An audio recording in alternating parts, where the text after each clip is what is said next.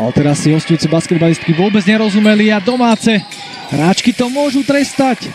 Toto bude jednoduchá práca pre najmladšiu hráčku na palubovke Liviu Piscovú s číslom 23. Po 6 pokusov, teraz Rostocká takmer stráca loptu nakoniec. Je tomu aj tak a dopredu môže ísť Piscová, ktorú bráni Orviska, ale tá si poradí. Takže stále iba 14-ročná Livia Piscová si teraz pod košom svojich súperiek poradila naozaj náramne.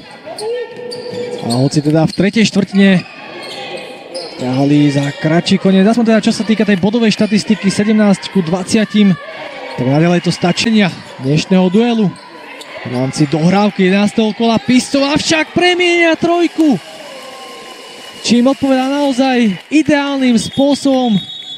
Takže Piscová teraz správny čas na správnom mieste zobrala všetko do svojich rúk a naozaj teraz prerušila to silné momentum na strane opačnej, takže dôležitý moment z rúk stále iba 14-ročnej domácej krídelníčky, ktorá sa môže ísť cez svoj naozaj nízky a mladučký vek pochváliť slušnou porciou minút aj v dnešnom dueli a rovnako tak v celej sezóne, kedy má 17-minútový časový priemer v každom jednom stretnutí. Nás prípadne 16 bodov.